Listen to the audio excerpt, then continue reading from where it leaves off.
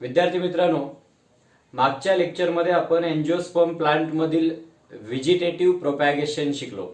आपल्याला माहिती आहे एंजिओस्पर्म म्हणजे फ्लॉवरिंग प्लांट्स, म्हणजे ज्या झाडांना फुलं येतात ती झाडं आपण एंजिओस्पर्मी या डिव्हिजनमध्ये त्यांना क्लासिफाय करतो. यांच्यामध्ये होणारं असेक्सुअल म्हणजे व्हेजिटेटिव्ह प्रोपॅगेशन आपण लास्ट लेक्चरपर्यंत शिकलो. आज आपल्याला या प्लांटमधील सेक्सुअल रिप्रोडक्शनला सुरुवात करायची आहे. आपल्या सगळ्यांना माहिती आहे sexual reproduction involves the fusion of gametes. याच्या अगोदरच मी तुम्हाला असेक्सुअल आणि सेक्सुअल रिप्रोडक्शन मधील डिफरन्स शिकवलेले आहेत. This sexual reproduction involve the fusion of two compatible gametes. योग्य अशा प्रकारचे गॅमेट्स फ्यूज होऊन नवीन ऑर्गॅनिझम सेक्सुअल रिप्रोडक्शन मध्ये तयार होतात. सेक्सुअली रिप्रोड्यूस होणारा जो ऑर्गॅनिझम आहे या ऑर्गॅनिझमच्या लाईफ स्पॅन मधले टप्पे पण मी तुम्हाला शिकवले. बर्थ असेल, ग्रोथ असेल, then reproduction, then senescence and finally death. तोच टप्पा मी पुन्हा एकदा या ठिकाणी लिहीन. सपोज बर्थ आणि आता मी डायरेक्ट या ठिकाणी एंडला येतो, that is the death. Sexually reproduce होणारा ऑर्गॅनिझम, बर्थ टू डेथ हा जो टोटल टाइम पिरियड आहे, this time period is called as a life span of an organism. या लाईफ स्पॅन मध्ये सुरुवातीचे काही दिवस, काही महिने, काही वर्ष त्या ऑर्गॅनिझम वरती ते डिपेंडंट आहे. जी पहिली फेज असते, दिस फेज इज अ ज्युवेनाइल फेज. या फेज मध्ये बेसिकली ऑर्गॅनिझमची ग्रोथ होते. आपण एंजिओस्पर्म प्लांटचा विचार केला, समजा आपण एखादं झाड लावलं तर ते झाड उगवल्यापासून फुलं यायला सुरुवात होण्यापर्यंतचा काळ, that is the juvenile phase, or it is also called as a vegetative phase. This is the phase of growth. या फेज मध्ये प्लांट सेक्सुअली रिप्रोड्यूस होऊ शकत नाही, कारण ह्याच्यावरती रिप्रोडक्टिव्ह स्ट्रक्चर्स नसतात. याच्यानंतर end of the juvenile phase, that begins or that starts the second phase, and this phase is the reproductive phase. आपण फक्त एंजिओस्पर्मचा विचार केला तर मी असं सांगेल, झाड लावल्यापासून फुलं यायला सुरुवात होण्यापर्यंतचा काळ ज्युवेनाइल फेज किंवा व्हेजिटेटिव्ह फेज. आणि ज्या वेळेस पासून त्याला फुलं यायला लागतील, at that time the second phase starts, it begins. आणि ती फेज कुठली असेल तर रिप्रोडक्टिव्ह फेज. या फेज मध्ये झाडाला फुलं येतात आणि ते झाड सेक्सुअली रिप्रोड्यूस होतं. आणि त्यामुळे आपण असं सांगूया, द फर्स्ट फेज म्हणजे रिप्रोडक्शनचा विचार केला तर juvenile phase, and the second phase is the reproductive phase. मग एंजिओस्पर्म प्लांट हे ज्युवेनाइल फेज मध्ये सेक्सुअली रिप्रोड्यूस होऊ शकणार नाही. ते रिप्रोडक्टिव्ह फेज मध्ये सेक्सुअली रिप्रोड्यूस होतील, कारण ते रिप्रोडक्शन साठी आवश्यक असणारं स्ट्रक्चर, आवश्यक असणारा ऑर्गन म्हणजे फूल तयार करू शकतील. त्यामुळे त्या पिरियड मध्ये ते रिप्रोड्यूस होणार आहे. पूर्वी सांगितल्याप्रमाणे this sexual reproduction involves the fusion of gametes. अगदी थोडक्यात मी पुन्हा एकदा याच्याकडे मागे जाईल. सेक्सुअल रिप्रोडक्शनच्या प्रोसेसला आपण बघितलं होतं, या ठिकाणी दोन पेरेंट्स असतात, सपोज मेल पेरेंट आणि फिमेल पेरेंट. आता वनस्पतीचा विचार केला तर कधी कधी एकाच झाडावरती दोन्ही प्रकारची फुलं येतात किंवा एकाच फुलामध्ये दोन्ही प्रकारचे सेक्स ऑर्गन असतात. त्यावेळेला विचार करा, मेल सेक्स ऑर्गन आणि फिमेल सेक्स ऑर्गन. बरं, हा मेल सेक्स ऑर्गन म्हणजेच मेल पेरेंट थोडक्यामध्ये काय तयार करेल तर मेल गॅमेट तयार करेल, आणि फिमेल ऑर्गन मध्ये काय होईल, फिमेल गॅमेट्स तयार होतील, फिमेल गॅमेट्स. आता रिप्रोडक्शन मध्ये गॅमेट तयार करण्याची ही जी स्टेप आहे, this process is called as gametogenesis. Sexually reproduce होणाऱ्या सर्व ऑर्गॅनिझमला हे टप्पे लागू पडतात, even though it is animal, जरी प्राणी असेल तरी सुद्धा. पहिली स्टेप सेक्सुअल रिप्रोडक्शन मधली कुठली असेल तर गॅमेटोजेनेसिस म्हणजे गॅमेट तयार करणे. त्याच्यानंतर कॉम्पॅटेबल गॅमेट्स वेगवेगळ्या पद्धतीनं एकत्र येतात आणि जेव्हा हे गॅमेट्स एकत्र येतात तेव्हा त्यांचं फ्युजन होतं आणि पहिली सेल तयार होते. हे शिकलेलो आहोत आपण. And this cell is called as zygote. हिला आपण झायगोट म्हणतो. आणि ही जी प्रोसेस आहे तिला मी सेकंड फेज असं नाव देईल. And this process or this phase it is called as a fertilization. Second event fertilization. आता एकदा झायगोट तयार झाला की हा झायगोट रिपीटेड मायटॉटिक डिव्हिजन्स यानं डिवाइड होतो, मायटोसिस, आणि त्याच्यानंतर पुढचं स्ट्रक्चर तयार होतं. And this structure is embryo. हा एम्ब्रियो तयार होतो. आणि ही जी स्टेप आहे, ही जी प्रोसेस आहे, this process is called as embryogenesis. बघा, जेनेसिस म्हणजे फॉर्मेशन. कशाचं फॉर्मेशन? एम्ब्रियोचं फॉर्मेशन. एम्ब्रियोजेनेसिस म्हणजे process of sexual reproduction involve gametogenesis, fertilization and later on embryogenesis. एक गोष्ट लक्षात घ्या, all the events which occurs before this fertilization, फर्टिलायझेशनच्या अगोदर जे इव्हेंट्स होतात या सर्व इव्हेंट्सना आपण प्री फर्टिलायझेशन चेंजेस म्हणतो. Pre means before. कशाच्या बिफोर? फर्टिलायझेशनच्या बिफोर. फर्टिलायझेशनच्या अगोदर होणारे बदल, प्री फर्टिलायझेशन चेंजेस. ह्याच्यामध्ये काय येतं? बेसिकली गॅमेटोजेनेसिस. ह्याच्यानंतर मधला टप्पा म्हणजे मी तो तिकडचाच लिहिल. And that is the fertilisation. आपल्याला माहिती आहे फर्टिलायझेशन मध्ये झायगोट तयार होतो. आणि एकदा का झायगोट तयार झाला की त्याच्यानंतरचे जे चेंजेस जे काही होणार आहेत, झायगोट मायटोसिसनं डिवाइड होतो, अनेक पेशी असणारा एम्ब्रिओ तयार होतो, त्याला आपण एम्ब्रियोजेनेसिस असं म्हणतो. हे एम्ब्रियोजेनेसिस असेल ना, ते पोस्ट फर्टिलायझेशन चेंजेस या टप्प्यांमध्ये येतं. पोस्ट फर्टिलायझेशन चेंजेस, फर्टिलायझेशन झाल्यानंतर होणारे बदल. एंजिओस्पर्म प्लांटचा विचार केला तर ह्याच्यामध्ये होतं formation of multi cellular embryo, त्याच्यानंतर सीड फॉर्मेशन असेल, फ्रूट फॉर्मेशन असेल. हे सर्व बदल पोस्ट फर्टिलायझेशन चेंजेस मध्ये येतात. आणि गॅमेटोजेनेसिस प्री फर्टिलायझेशन चेंजेस मध्ये येतं. आणि मधला टप्पा फर्टिलायझेशन की जिथं कॉम्पॅटेबल गॅमेट्स फ्यूज होतात. आतापर्यंत आपण या ज्या गोष्टी शिकलो तो त्या प्रत्येक सेक्स्युअली रिप्रोड्यूस होणाऱ्या मल्टीसेल्युलर ऑर्गॅनिझमच्या बाबतीत आपल्याला पाहायला मिळतात. आणखीन एक गोष्ट तुम्हाला माहिती आहे, ज्या वेळेला गॅमेट्स तयार होतात त्यावेळेला ज्या डिव्हिजन होतात या डिव्हिजन पैकी एक मिओसिस असते. आणि त्यामुळं इथं हॅप्लॉइड गॅमेट तयार होतात आणि नंतर दोन हॅप्लॉइड गॅमेट एकत्र आले की डिप्लॉइड झायगोट तयार होतो. अशा पद्धतीनं बेसिक सेक्स्युअल रिप्रोडक्शनची प्रोसेस घडून येते.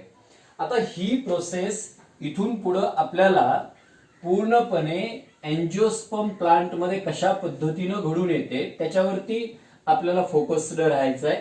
आणि त्यामुळं आता इथून पुढं आपल्याला एंजिओस्पर्म प्लांटचं सेक्स्युअल रिप्रोडक्शन शिकायचं असेल तर ज्याच्या मदतीनं रिप्रोडक्शन होतं त्या ऑर्गनकडे जावं लागेल.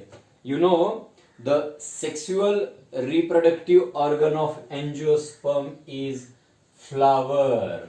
म्हणजे फुलाच्या मदतीनं एंजिओस्पर्म प्लांटचं सेक्स्युअल रिप्रोडक्शन होतं. See what is flower? It is the specialized reproductive structure of plant in which sexual reproduction occurs. याचं म्हणेल what is flower?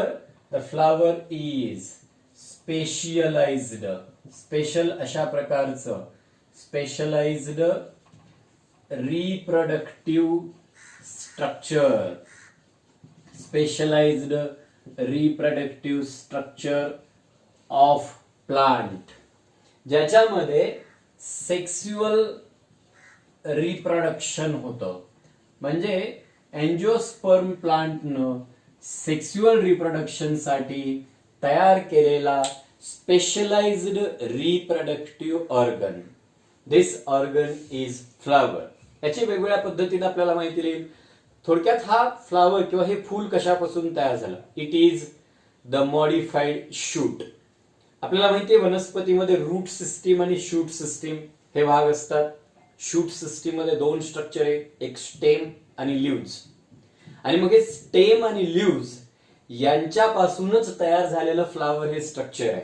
आणि त्यामुळं मी या ठिकाणी सांगेल की flower is nothing but a modified shoot. हे मॉडिफाईड शूट आहे. कशासाठी? For the purpose of sexual reproduction. Angiosperm plant मधलं मॉडिफाय झालेलं शूट सिस्टीमचं structure, and that structure is modified only for the purpose of sexual reproduction. थोडक्यात असं पण म्हटलं होतं की flower is the condensed part of shoot that is specially modified for the purpose of sexual reproduction. फूल हा shoot सिस्टीमचा भाग आहे की जो कमीत कमी जागेमध्ये जास्तीत जास्त पार्ट बसून सेक्स्युअल रिप्रोडक्शन साठी मॉडिफाय केलेला असतो. इयत्ता 11वीला पुन्हा तुम्ही मॉर्फोलॉजी या चॅप्टर मध्ये ह्याचं स्ट्रक्चर, ह्याचे टाइप्स शिकलेला आहात. तरी पण आपल्याला या ठिकाणी रिप्रोडक्शन शिकायचं असल्यामुळे मी थोडक्यात टिपिकल फ्लावरचं स्ट्रक्चर अगोदर एक्सप्लेन करणार आहे. एखाद्या झाडामधील फुलाचं स्ट्रक्चर कशा पद्धतीने असते, टिपिकल फ्लावरचं स्ट्रक्चर कशा पद्धतीने असतं, तर थोडक्यात आपण असं म्हणूया, the structure of typical flower it include. याच्यामध्ये काय काय असतं तर त्यामध्ये पहिला पार्ट आहे, मी त्याला म्हणेल it is floral axis, modified stem. स्टेमचं मॉडिफिकेशन होऊन तयार झालेलं आहे. आणि त्याच्यानंतर दुसरा पार्ट मी या ठिकाणी लिहितो, that is floral whorls. Floral whorls, axis आणि व्हर्ल्स. ऍक्सिस हे स्टेम पासून तयार झालेलं स्ट्रक्चर आहे, तर फ्लोरल व्हर्ल्स मॉडिफाईड लीव्ज असतात. मी अगोदरच तुम्हाला सांगितलंय की फ्लावर हे मॉडिफाईड शूट आहे, आणि शूट म्हटलं की स्टेम आणि लीव्ज आले. आता आपण बघूया floral axis. This floral axis again it contain two parts. यापैकी एक पार्ट आहे, this part is called as a pedicel, and the next part is called as a thalamus. Pedicel आणि थॅलॅमस असे दोन पार्ट फ्लोरल ऍक्सिस मध्ये असतात. See what is pedicel? थोडक्यात फुलाचा देठ म्हणजे pedicel. A stalk of the flower is called as a pedicel. See this is the stalk of flower. ह्याला आपण पेडिसेल म्हणतो. आता या पेडिसेलच्या वरच्या भागावरती, वरच्या टोकावरती असणारा फ्लॅट किंवा डोम शेप्ड किंवा काही जणांमध्ये कप शेप्ड वेगळ्या आकाराचं स्ट्रक्चर याच्यामध्ये असतं. हे जे स्ट्रक्चर आहे ना, this structure is called as a thalamus. See, this is the thalamus. Thalamus is the structure which is present at the tip of the pedicel. पेडिसेलच्या टोकावरती. लक्षात घ्या, this thalamus it contains 4 nodes. नोडला पानं चिटकलेली असतात हे आपल्याला माहिती आहे, आणि 4 नोड असल्यामुळं 3 internodes. But this thalamus is the condensed structure, आणि त्याच्यामध्ये असणारे जे नोड्स आहेत ना, ते नोड्स एकमेकांच्या खूप जवळ असतात. का? कारण त्यांच्या इंटरनोडची लांबी कमी असते. थोडक्यात मी इथं दाखवतो ह्या डॉटेड लाईन, म्हणजे हा पहिला नोड, दुसरा नोड, तिसरा नोड आणि टॉपचा चौथा नोड. आणि त्यामुळे 4 नोडच्या मध्ये 3 इंटर नोड्स असतील. त्यामुळे पुन्हा एकदा जा, floral axis contain pedicel. Pedicel is the stalk of flower. See, this is the pedicel. हा pedicel है. At the tip of the pedicel there is a bulged or flattened structure, and this structure is called as a thalamus. ह्याला आपण thalamus म्हणतो. See, this is the thalamus. हा thalamus आहे. It contain 4 nodes and 3 internodes. At each node there is one floral whorl. Modified leaves पासून 4 प्रकारच्या floral व्हर्ल्स typical flower मध्ये तयार झालेले असतात. या 4 फ्लोरल व्हर्ल्सची नावं मी या ठिकाणी सांगतो. त्यापैकी जो पहिला व्हर्ल आहे that is called as a calyx. Second one it is called as a corolla. Third one it is called as a androecium. It is the male sex organ. आणि चौथा व्हर्ल जो असतो this whorl is called as gynoecium. Gynoecium whorl म्हणजे काय तर जेव्हा एका नोडला 2 पेक्षा जास्त पानं एकाच वेळेला अरेंज झाले असतील त्या स्ट्रक्चरला आपण व्हर्ल म्हणतो. आता इथं नोड आहेत, या प्रत्येक नोडला काही मॉडिफाईड लीव्ज अरेंज झालेले असतील आणि त्याच्यापासून 4 प्रकारचे व्हर्ल्स तयार झालेले आहेत. त्यातला पहिला व्हर्ल ज्याला आपण कॅलिक्स असं म्हणतो हा सगळ्यात बेसच्या नोडला असतो. अशा प्रकारची फुलामध्ये सगळ्यात खालच्या बाजूला ग्रीन कलरची काही स्ट्रक्चर्स आपल्याला पाहायला मिळतात. या प्रत्येक ग्रीन कलरच्या स्ट्रक्चरला आपण सेपल असं म्हणतो. सेपल. आणि हे सर्व सेपल्स एकत्र केले की त्याच्यापासून तयार होतो त्या व्हर्लला आपण कॅलिक्स असं म्हणतो. त्यामुळे आपल्याला जर प्रश्न विचारला सगळ्यात बेसला आणि जेव्हा बड कंडिशन मध्ये हे फ्लावर असतं तेव्हा सगळ्यात आउटर साइडला असणारा व्हर्ल कुठला दॅट इज कॅलिक्स.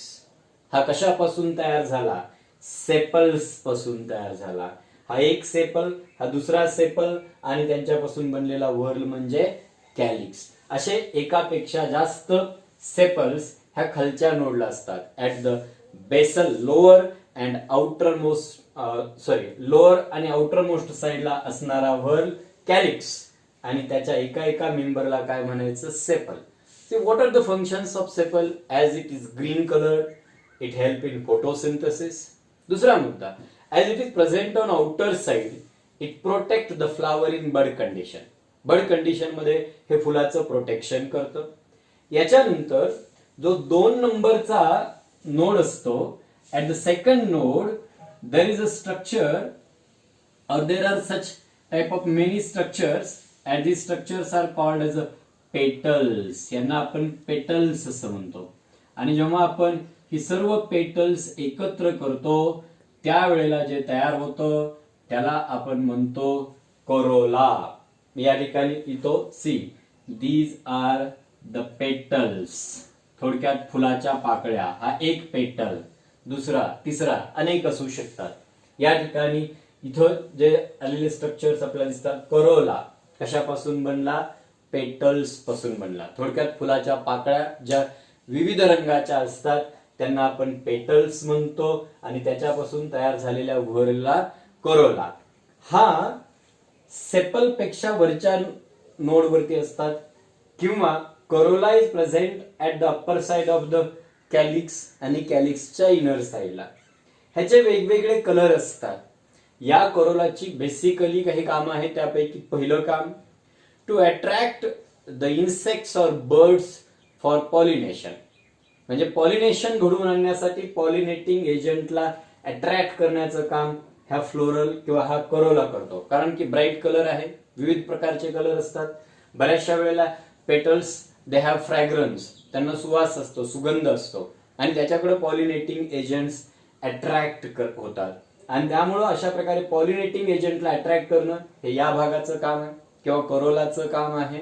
आणि दुसरं it also help in the protection of the inner floral whorls. आतमधल्या फ्लोरल व्हर्ल्सचं प्रोटेक्शन करणं हे पण या पेटल्सचं काम आहे. 2 प्रकारचे व्हर्ल्स कॅलिक्स आणि कोरोला. या दोन्ही प्रकारच्या व्हर्ल्सचा सेक्स्युअल रिप्रोडक्शन मध्ये डायरेक्ट सहभाग नाही आणि त्यामुळं या 2 व्हर्ल्स कुठल्या कॅलिक्स आणि corolla they are called as accessory whorls किंवा त्यांना आपण नॉन इसेन्शियल व्हर्ल्स म्हणतो. का? Because they are not directly involved in sexual reproduction. या दोन्हीपैकी कुठलाही व्हर्ल गॅमेट तयार करत नाही, सेक्शुअल रिप्रोडक्शन मध्ये डायरेक्ट सहभाग नाही, त्यामुळे त्यांना ऍसेसरी किंवा आपण नॉन इसेन्शियल व्हर्ल्स असं म्हणतो. They help in sexual reproduction but they are not directly involved in sexual reproduction. फ्लावरचे दोन व्हर्ल्स झाले.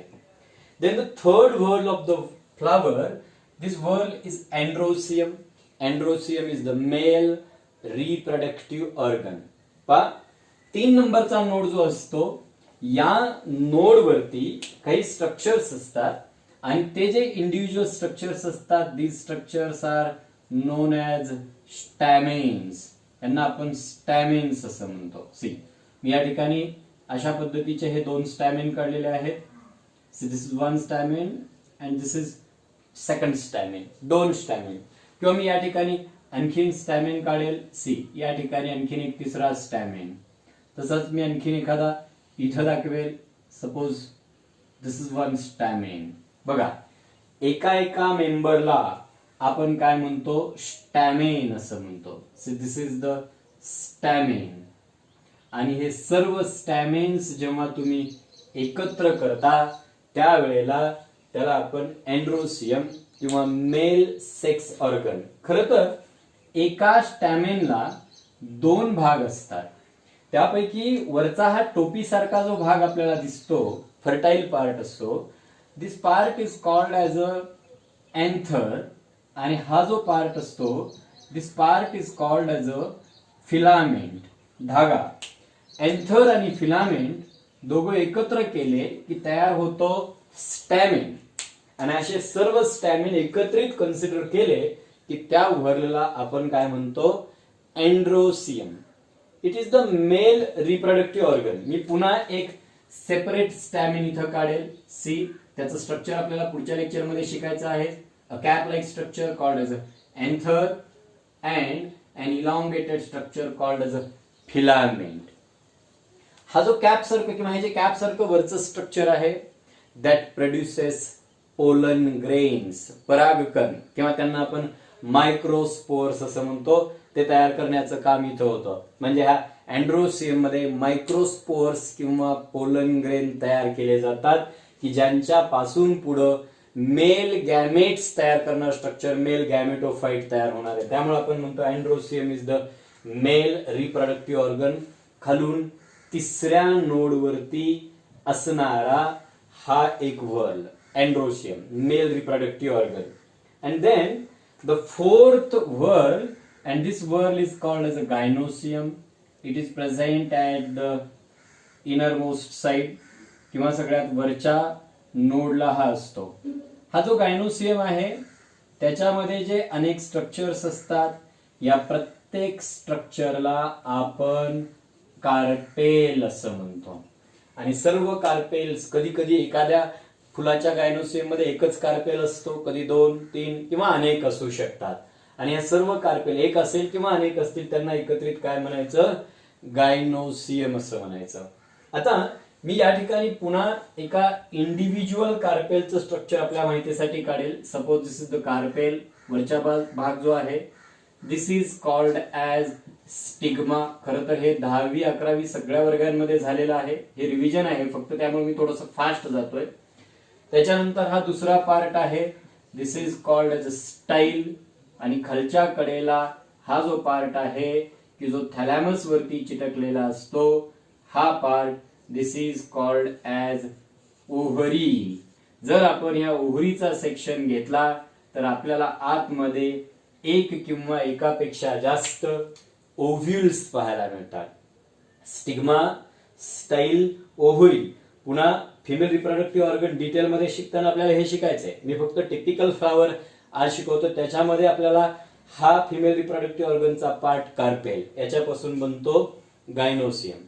हा जो ओव्ह्यूल आहे याच्यामध्ये फिमेल गॅमेटोफाइट नावाचं स्ट्रक्चर तयार होतं आणि त्याच्या आतमध्ये फिमेल गॅमेट्स असतात की जे आता सेक्सुअल रिप्रोडक्शन मध्ये सहभागी होणार आहे. त्यामुळे आपण जर नीट लक्षात घेतलं की स्टॅमेन्स पासून बनलेला androecium is the male reproductive organ आणि कार्पेल्स पासून बनलेला गायनोसियम किंवा त्याला आपण पिस्टील असं म्हणूया, that is the female reproductive organ.